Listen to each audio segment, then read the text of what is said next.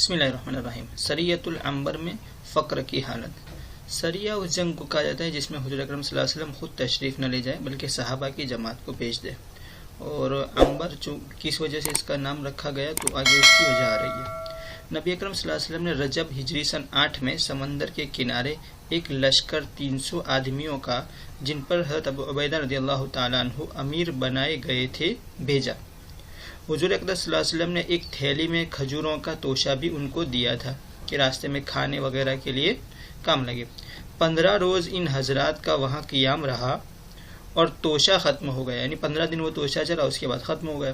حضرت قیس رضی اللہ تعالیٰ عنہ نے جو اس قافلے میں تھے، مدینہ منورہ میں قیمت ادا کرنے کے وعدے پر قافلہ والوں سے اونٹ خرید کر ذبح کرنا شروع کیے، یعنی ابھی تو قیمت نہیں ہے لیکن جو بھی آپ کی اونٹ کی قیمت ہوگی میں مدینہ جا کر انشاءاللہ اس کو ادا کر دوں گا، اور 3 اونٹ روزانہ ذبح کرتے۔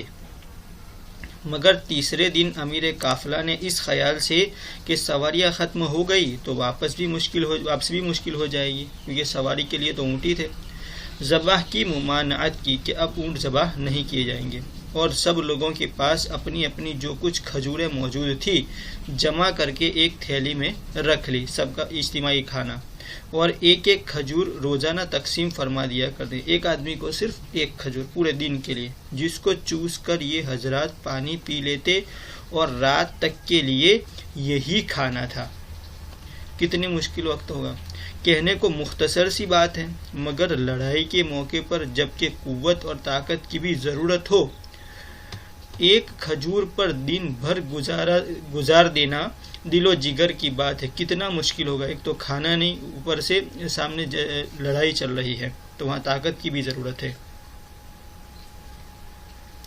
چنانچہ حضرت جابر رضی اللہ تعالیٰ عنہ نے جب یہ قصہ لوگوں کو حضور اکرم صلی اللہ علیہ وسلم کے بعد سنایا تو ایک شاگرد نے عرض کیا کہ حضرت ایک کھجور کیا کام دیتی ہوگی، یعنی ایک کھجور آدمی کھا کے کرتا بھی کیا ہوگا، نہ کھانے کے برابر ہی ہوا۔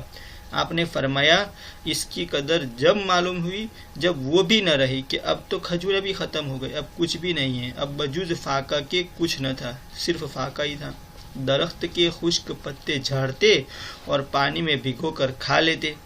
مجبوری سب کچھ کرا دیتی ہے، اور ہر تنگی کے بعد اللہ جل شانہ کے یہاں سے سہولت ہوتی ہے۔ ان مع العسر یسرا، قرآن شریف کی آیت ہے،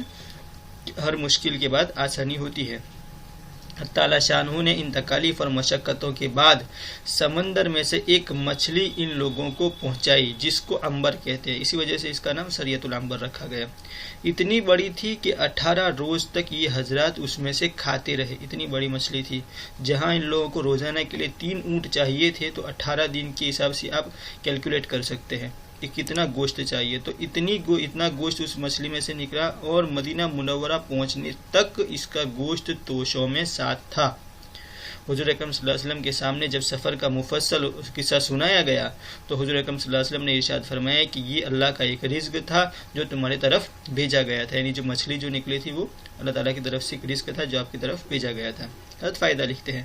مشقت اور تکالیف اس دنیا میں ضروری ہیں، ورنہ اس کے سوا اللہ تعالیٰ کو یاد بھی کون کرے، اور اللہ والوں کو خاص طور پر پیش آتی ہیں۔ اسی وجہ سے حضور اکرم صلی اللہ علیہ وسلم کا ارشاد ہے کہ انبیاء علیہ السلام کو سب سے زیادہ مشقت میں رکھا جاتا ہے، کیونکہ اللہ تعالیٰ کے نزدیک سب سے قریب تو یہی لوگ ہیں۔ پھر جو سب سے افضل ہوں، یعنی جو دین کے زیادہ پابند ہوں، متبع ہوں، ان لوگوں کے اتباع کرنے والے ہوں، پھر ان کے بعد جو بقیہ میں افضل ہوں،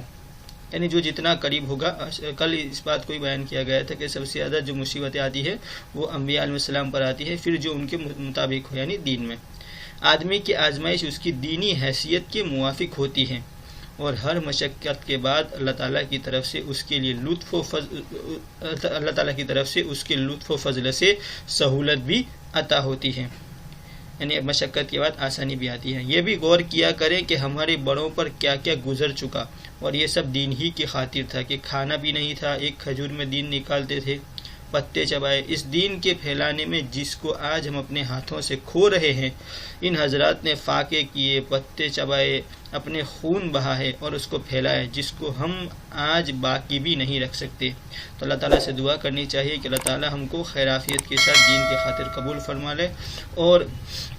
موت تک دین پر چلنے کی توفیق عطا فرمائے، اور قیامت تک آنے والی ہماری نسلوں کو بھی دین کے لیے قبول فرما لے. اللہ تبارک و تعالیٰ کے انہیں سننے سے زیادہ عمل کی توفیق عطا فرمائے. السلام علیکم.